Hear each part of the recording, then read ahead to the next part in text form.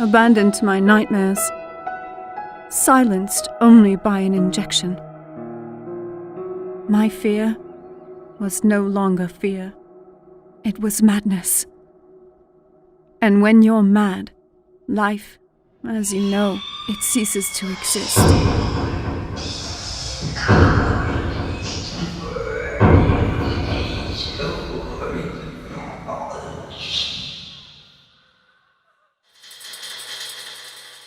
The Town of Light is a 2016 psychological horror game developed by LKA. And in The Town of Light, you play as Renee, who is returning to a mental institute hospital that she was in the 1940s. And a couple of years afterwards, she is returning to this hospital and realizing some of the very, very disturbing things that went on inside there. I looked it up as well, and I think this is the first proper video game release that this company ever did. I was initially drawn to The Town of Light because of its story and its setting. Essentially, you were playing as a character called Renee. These patients were there during the 1940s or the 1930s, and she's returning to this hospital because some very disturbing things happened in there, and she's kind of facing those disturbing things again. And as you delve into this abandoned hospital and you pick up objects or certain things trigger certain memories, you get a picture of what happened in this hospital. So right from the get-go, this game is disturbing. It has disturbing scenes, it has disturbing themes in it, just based off the background that this is a mental hospital and a lot of disturbing things go on here. And this game seems to be inspired by a lot of disturbing things that went on in mental institute hospitals. And I think that's what drew me to this game. I do like games that actually have real world events in it or things that happened in our real life and they make a video game out of it to maybe A, educate you on things that may have happened or based off real life events, or B, put their own unique spin on it as well. I think all signs point this game to be quite an interesting psychological horror experience.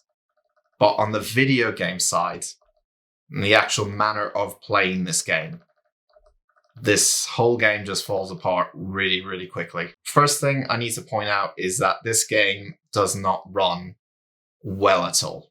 This is really poorly optimized. I played it on PC of all things, and it just ran really, really badly. Not only did the frame rate seem to be dipping in and out and just not being sustainable at all, the lighting is poor.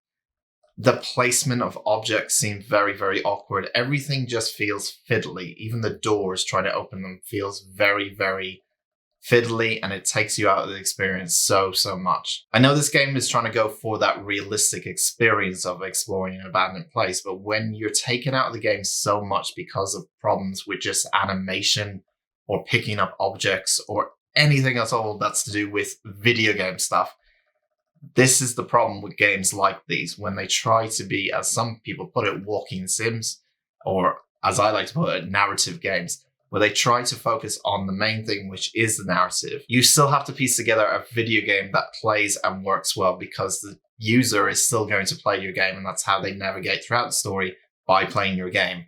What's distracting in this game, one of the main things I would say that's distracting in this game, is just how visibly poorly optimized it is. It is not a good looking game, especially for a 2016 game. I know this game was made in Unity and it doesn't have the budget of big AAA studios, but I don't believe that's an excuse, because I've seen indie games made in Unity. I've seen loads and loads of them, even ones that were made way back in the late 2000s, and this game came out in 2016.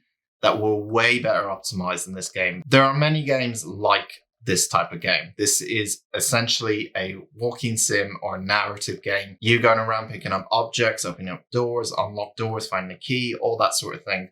And then the narrative eventually comes to you. They're usually quite short games, and thankfully this game is only about 3 or 4 hours long, which is one saving grace, I would say. But this is not a good game in that genre. Whether you think that kind of genre is pointless, or you don't like the walking sim genre or the narrative genre at all, you think it's just it's less video gamey and you don't like it because of that, I understand that. But even so, I like these kind of games on certain occasions. I love a lot of them. One that comes to mind straight away is What Remains of Edith Finch, which is an outstanding game, which I will review on this channel very, very soon. There is a lot of these games in this genre, but this the Town of Light is the worst one I've ever played. It is incredibly slow, this game.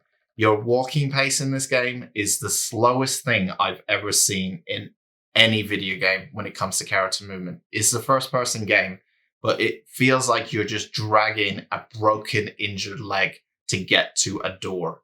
And then you open that door and you're trying to get to the end of a hallway and you're slowly moving towards the hallway. Now, this may be fine if there were things going on as you're walking through these hallways, but most of the time, not a lot of things are happening.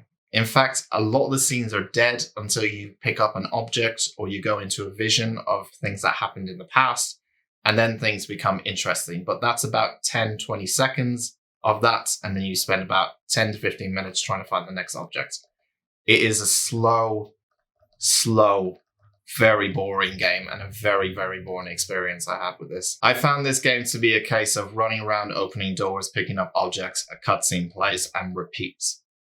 There is no exciting things going on in the gameplay department with this. It really feels like these guys had an interesting story to tell. And I would say that the topic at hand, it is interesting.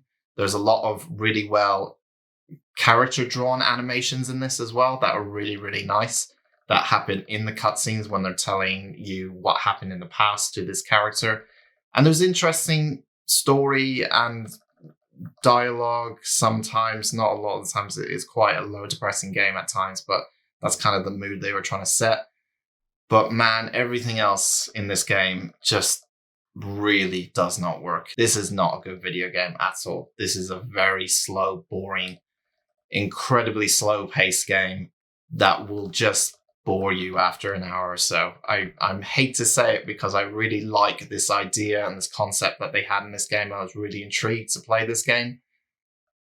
But man, it's a slow grind to get there. To get towards the end of this game, it feels like you're running a marathon, except you can't even run because your leg is so slow and you can't move from place to place so quickly. And it's just horrible sometimes. It's not just the walking as well, it's the puzzle solving. Like, the puzzle solving itself is just so bare bones sometimes, and some of it is just like, why is that a thing? Why do I have to? That seems so out of place. Why have to do this in this kind of game? There's a lot of stuff wrong where its saving grace is that it's not too long. It's about 3, maybe 4 hours if you really, really go slow in this game. But man, there's not much I can say positive about this. This is not a good video game at all. I think the idea was really interesting, but unfortunately, you have to execute it well, and they did not at all in this game. And I've seen it before in many, many other games like this, maybe not with the same kind of theme, but in the same kind of genre for this game. But there is a way you have to execute these types of games. You can't just have, I guess the word for it is that museum feeling of walking to one thing, looking up and going, oh, and then walking to the next thing, looking up and going, oh. You can't have that. You've got to have something in the gameplay department that is quite interesting, and it's just not there with this game at all. I'm going to give the Town of Light a 4 out of 10. Thank you very much, guys, for watching this video. If you are a first-time viewer of this channel, please subscribe. There's plenty more reviews already on the channel and more to come in the weeks ahead. Also, check out my new series called After Hours, which comes out every Friday, where I pretty much talk to a camera about various different things for a long period of time. If that sounds exciting, hey, hit subscribe and join the channel. And I shall speak to you next time.